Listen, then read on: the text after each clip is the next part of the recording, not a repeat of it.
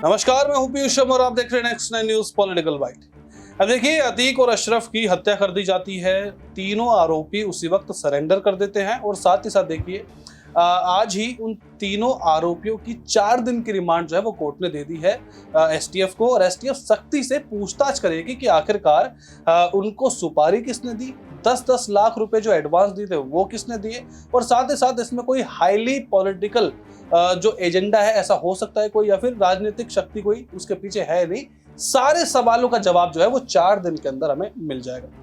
अब लेकिन देखिए, उन 4 दिन से पहले जो महाभारत इस वक्त उत्तर प्रदेश में और पूरे भारत में छिड़ी हुई है उसका क्या? क्योंकि आप सभी को पता है कि उत्तर प्रदेश में पुलिस कस्टडी में अतीक और अशरफ की हत्या हुई है। कोई दिन दिहाड़े ऐसे किसी को नहीं मार दिया, लेकिन यूपी पुलिस थी, कस्टडी में था, हाथ तो हथकड़ियां बंद रही, यानी कि निहत्थे थे और हाथों में हथकड़ियां बंदी थी। रिपोर्टर्स मीडिया के सामने बंदूक की नोक पर देखिए उनको दोनों को मारा गया था।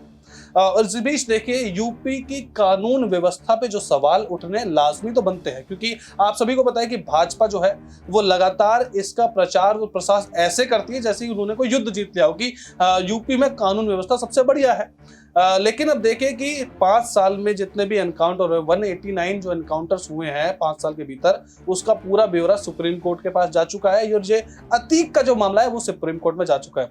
इस डिबेट में देखिए हमारे साथ प्रांशी मौजूद है। प्रांशी, सबसे पहले तो देखिए मेरा सवाल यह है कि ओपोजिशन जो है उत्तर प्रदेश में राष्ट्रपति शासन लागू करने की मांग कर रहा है। राष्ट्रपति शासन यानी कि द्रौपदी मुर्मू अब राज करेंगे उत्तर प्रदेश पे, अगर ऐसा होता है तो, और क्या सच में राष्ट्रपति शासन लागू करने की नौबत उत्तर प्रदेश में आ चुकी है? देखिए, फिलहाल देखा जाए जिस तरह से मांग की जा रही है पीयूष, मांग तो यहाँ पर ये तक की गई है कि सीएम को अब इस्तीफा दे देना चाहिए। और ये हालात ना सिर्फ यूपी में देखने को मिले हैं, बल्कि इससे पहले यहाँ पर अन्य राज्यों पर अगर रुख किया जाए, हेमंत सोरेन की सरकार की तरफ रुख किया जाए, तो जिस तरह से झारखंड में सियासत तेज होती हुई नजर आई थी, तो वहां पर भी यही बातें कही गई थी कि राष्ट्रपति शासन लागू कर देना चाहिए, और अब यहाँ पर भी यही बातें कही जा रही हैं। तो फिलहाल देखा जाए ये सिर्फ मांग की जा रही है और इस पर अभी तक राष्ट्रपति का कोई भी आधिकारिक बयान नहीं आया, क्योंकि देखा जाए तो वह अन्य मुद्दों पर वह अपनी बात रख रही हैं, अलग अलग राज्यों का दौरा कर रही हैं और कार्यक्रम का हिस्सा बन रही हैं।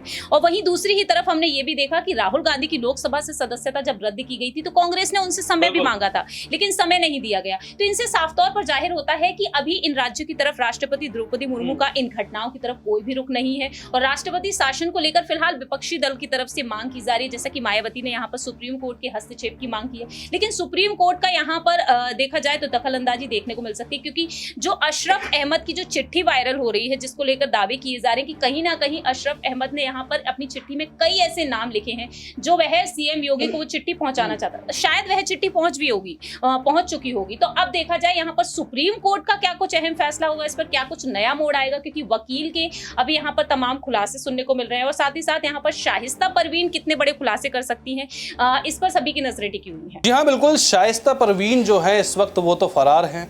लेटेस्ट लोकेशन की अगर बात करें तो शाइस्ता परवीन की लोकेशन कौशाम्बी यानी कि प्रयागराज और कौशाम्बी के बॉर्डर पर पाई गई थी। तुरंत देखिए एसटीएफ की टीम रवाना हो गई, यूपी पुलिस, लोकल थानों की पुलिस भी वहां मौजूद है। इस वक्त ढूंढा जा रहा है शाइस्ता परवीन को। लेकिन देखिए, ये मेरा सवाल ये भी बनता है, लेकिन सवाल पूछने से पहले मैं आपको एक बाइट सुनाना चाहता हूं जिसमें अतीक अहमद को, वो डॉन, वो माफिया जिसने सैकड़ों परिवार जो है बर्बाद कर दिए, उनकी जिंदगी जो है वो खराब कर दी, उसको भारत रत्न देने की मांग की गई है। किससे? कांग्रेस द्वारा। वो बाइट सुनिए, राजकुमार सिंह की जो बाइट है, वो बोल रहे हैं कि जो अतीक अहमद है वो शहीद हैं और उन्हें भारत रत्न मिलना चाहिए। सुनिए। मांग को लेकर कांग्रेस की तरफ से मांग कर रहे हैं, किसको आप भारत रत्न देने की मांग कर रहे हैं, किस तरह से किसको तिरंगा नहीं उड़ाएंगे, क्या पूरा मामला है?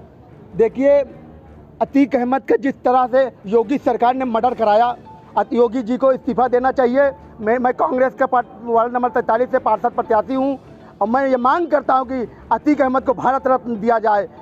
और क्योंकि जनप्रतिनिधि थे वो शहीद हुए हैं, उनको शहीद का दर्जा दिया जाना चाहिए और अतीक अहमद को शहीद का दर्जा दिया जाना चाहिए और भारत रत्न दिया जाए। मोदी, जब मुलायम सिंह को पद्म विभूषण मिल सकता है तो अतीक अहमद को संसद से, अतीक अहमद को क्यों नहीं मिलता भारत रत्न? उनको क्यों राजकीय सम्मान नहीं दिया गया? क्यों नहीं उनको तिरंगा झंडा उड़ाया गया? तो देखा कैसे आपने कि कांग्रेस अब भारत रत्न की मांग कर रही है अतीक अहमद के लिए, लेकिन कांग्रेस जब भारत रत्न की मांग कर रही है तो योगी आदित्यनाथ ने ऐसा क्या बोला था अतीक अहमद के बारे में जो सच हो गया था। वो सुनिए योगी आदित्यनाथ का वो बयान जिसमें उन्होंने साफ बोल दिया था कि अतीक अहमद जैसे माफियाओं को मिट्टी में मिला देंगे, और जो कि अब सच हो गया है।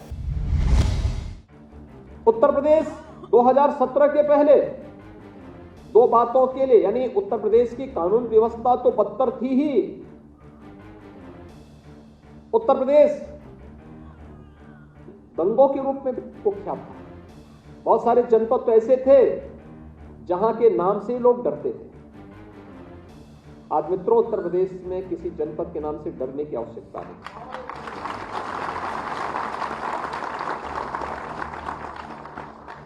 जो पहले उत्तर प्रदेश के पहचान के लिए संकट थे, आज स्वयं आप देख रहे होंगे कि उनके लिए स्वयं ही संकट बनता जा रहा है। और इसीलिए मैं आप सबको इस बात के लिए आश्वस्त कर सकता हूं, उत्तर प्रदेश ने अपनी उस दंगों के लिए, हर दूसरे तीसरे दिन एक दंगा होता था।